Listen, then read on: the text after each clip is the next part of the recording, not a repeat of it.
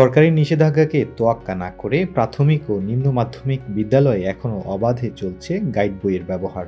অনেক ক্ষেত্রে শিক্ষার্থীদের বাধ্য করা হচ্ছে হাজার হাজার টাকার গাইড বই কিনতে। তাই প্রশ্ন উঠছে, কিভাবে নিষিদ্ধ বই পাঠ্য হয়ে উঠছে, আর শিক্ষকরা কেনই বা তা নিরুৎসাহিত করছেন না? শিক্ষা বিশেষজ্ঞদের মতে প্রাথমিক স্তরে গাইড বই শিক্ষার উদ্দেশ্যে পরিপন্থী। পাঠ্য বইয়ের বাইরে নির্দিষ্ট গাইড মুখস্থ করানোর ফলে শিক্ষার্থীরা সৃজনশীল চিন্তা থেকে সরে যাচ্ছে। একটি শিশু যখন প্রাথমিক স্তরে ভর্তি হয়, তাদের কারিকুলাম নিয়ে তারা কাজ করতে, তারা পড়াশোনা করতে শুরু করে, ওই সময়টা কিন্তু নির্ধারণ করতে হয় তাদের ডেভেলপমেন্টটা কোন কোন স্তরে করা যেতে পারে। প্রতিটা ছেলেমেয়ের কাছে এক set of the guide books হাতে তুলে দেওয়া হয়। একটা পর্যায়ে দেখা যায় যে ছেলেমেয়েরা যে টেক্সট বইটাকে ছুঁড়ে ফেলে দিয়ে বা ওটাকে মলাটবদ্ধ করে ওরা টেবিলে সাজিয়ে রাখছে, ওরা কিন্তু শিক্ষকদের দেওয়া পড়াটা সম্পূর্ণ তৈরি করছে গাইড বুকের মধ্য দিয়ে। অভিযোগ রয়েছে, বেশ কিছু বিদ্যালয়ে পাঠ্য বই নয়, ক্লাসে পড়ানো হয় গাইড বই। পরীক্ষার প্রশ্ন তৈরি হয় নির্দিষ্ট গাইড বইয়ের অধ্যায় ও পৃষ্ঠা ধরে, ফলে গাইড না কিনলে ভালো ফল করার সুযোগ থাকছে না। কিছু বিদ্যালয়ে প্রকাশনা প্রতিষ্ঠানের প্রতিনিধি সরাসরি শ্রেণীকক্ষে ঢুকে গাইড বই বিক্রি করেন। কোথাও কোথাও শিক্ষক ও প্রধান শিক্ষকদের মৌন সমর্থনও মিলছে বলে রয়েছে অভিযোগ।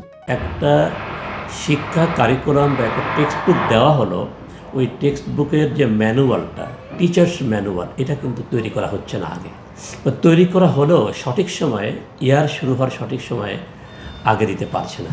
ফলে শিক্ষক নিজেও জানছে না তার টপিক্সটা কেমন করে পড়াতে হবে, বাধ্য হয়ে, অথচ যেখানে শিক্ষক ট্রেনিং পেল না, এর আগে ম্যানুয়ালের পুরার স্ক্রিপচারটা চলে গেছে প্রকাশকদের হাতে।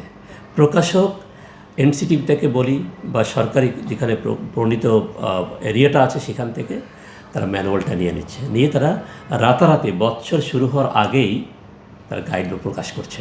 নীতিমালা অনুযায়ী প্রাথমিক ও নিম্ন মাধ্যমিকে গাইড বই ছাপা, বিক্রি ও ব্যবহার নিষিদ্ধ। তবুও বাস্তবে সেই নির্দেশনা মানা হচ্ছে না। নজরদারির ঘাটতি, জবাবদিহিতার অভাব এবং বাণিজ্যিক চাপই এই পরিস্থিতিকে আরও জটিল করে তুলছে। এটা শিক্ষা প্রতিষ্ঠানের যারা প্রতিনিধি আছেন, তারা গাইড যারা বিক্রি করে ওই প্রতিনিধিদের সাথে তারা কন্ট্যাক্ট করে এবং সেখানে তারা একটা প্রফিট নিয়ে তারপরে বাচ্চাদের উপরে গাইডটা চাপিয়ে দেওয়ার চেষ্টা করে। এটা আমাদের সমাজে খুব অহরহ হচ্ছে এবং সত্য বাস্তব।